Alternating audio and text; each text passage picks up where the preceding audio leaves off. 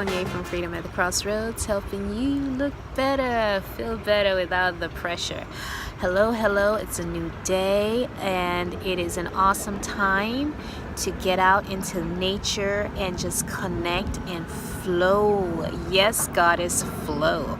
Today I want to talk about skincare. Yes, for those of you who don't know, I am a women's holistic fitness and fit lifestyle coach, and I am all about helping women look better, feel better without the pressure. But one of the things we tend to get caught up on, or rather in, and I love it too, I must confess, I am a girl and I love makeup. But like anything else, makeup has its place, and in the words of my mom, there's no substitute for good skin. And she always said makeup is the worst substitute for good skin. So you can pack it all on, she used to say, but again and again, your painting is only as good as the canvas you place it on. So speaking in that vein, it's summer, it's hot in a lot of places, it's muggy, it's humid. So what do? If you're struggling with, skin issues and things of that nature, let me tell you, girl, I feel your pain. Been there, done that, bought the t-shirt, burned it.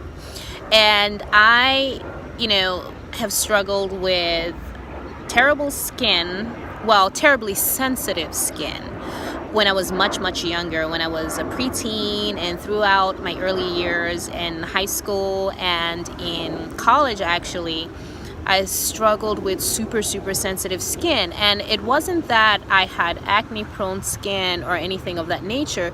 It's just that my skin reacted to almost everything on the planet. I touch my face, I'd break out. I put some kind of skincare product on my skin and it would literally burn my skin. So over the years, I've had to learn how to address those issues from an internal stance and from the external. So I avoid a lot of skincare products that are out there, particularly the ones that are carried by, the large department store brands, all these quote-unquote cosmeceuticals. I avoid those. I've learned about the number of toxins in some of these, toxic additives they've placed in a lot of these, formaldehydes and things of that nature. Yes, as advocates for health and wellness have gotten out there and put them all on blast. Now they're trying to clean up their act after the fact. But we know, as we say in my home country, that's medicine after death. So, let's address the skin issue before it becomes a real problem, or if it is a problem, let's get that in balance and in tune. Everyone wants to be bare, skin, during the summer. They want to be radiant. They want to look ageless and all of that. But good skin starts in your gut. Yes, ladies, good skin starts in your gut. So if you're not eating healthy, you already have acne prone or problematic skin, guess what? When you don't address that in terms of what you eat, it only gets worse, and you get frustrated, and then you start throwing everything at it, hoping that something will work. And what it does, it actually exacerbates the problem, and it causes your skin to flare up even more. Case in point, okay, some years ago, I had tried to go cheap with skincare, and my mom was always saying, she's always been that kind of person where she said self-care. Now this is in the days before self-care became so cool. And she used to say, look, if there's anything you're going to spend money on, if there's anything you're going to invest in, it's good skincare. It's good skincare practices. It's good skincare in terms of what you put on your skin. It's good skincare in terms of what you eat. And so growing up with that, I guess I was blessed in that regard. And so my struggle wasn't as bad as I know it's been for a lot of women out there, and even, members of the opposite sex who struggled with skincare issues. And as someone who was very knowledgeable about, holistic remedies and things of that nature, and she was very into, herbs and, home remedies and, essential oils and things like that. And so that's where my love of where I became, that's where the skincare freak was literally born. So, but getting back to, skincare and, makeup, those two things. Makeup doesn't have to be a mask that you hide behind, where you hide your insecurities, where you hide your imperfections. Makeup should be, in the right context, an enhancement, something that you do for fun, that you do for you, not to make somebody appreciate you more or think you're more attractive or something on that nature.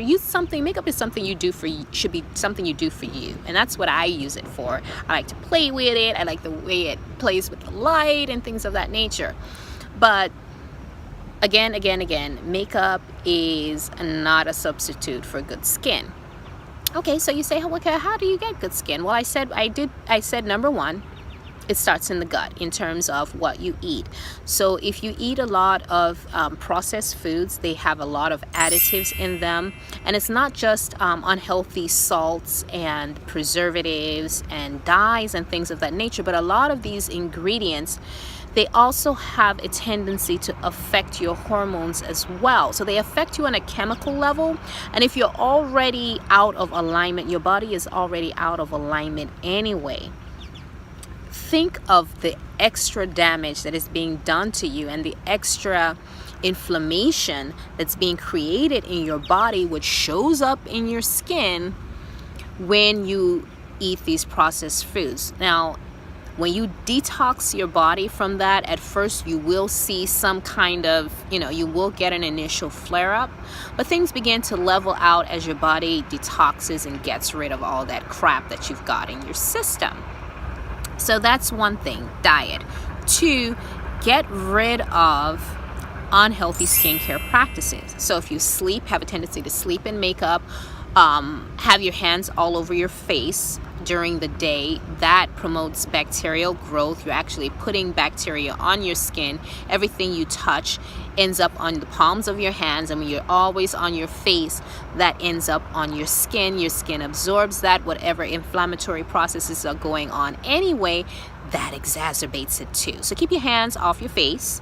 2, also get a good, clean, green, natural skincare line to use.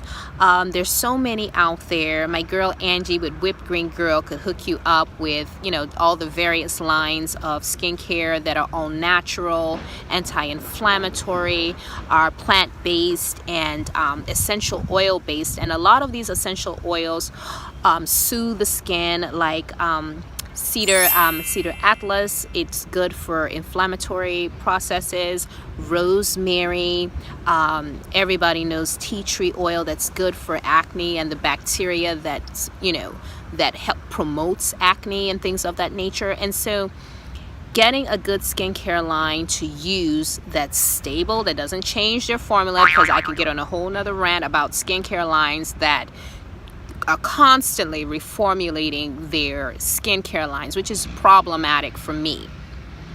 I'll go on another rant on that later, but I avoid skincare lines that are constantly reformulating, and I avoid skincare lines that have ingredients that I cannot pronounce and do not naturally occur in nature. Stay away from those. Next thing, if you are unaware of what kind of skin type you have, you really need to educate yourself about your skin, because it makes no sense not to know your own body and not to know what your triggers are physiologically, what causes inflammatory responses for you and things of that nature. So the more you know about your own skin, the better you can address your issues. So those are just 3 quick tips for good skin, especially in the summer, but works perfectly year-round. This is Tony from Freedom at the Crossroads, helping you look better, feel better without the pressure. Till next time, bye everyone.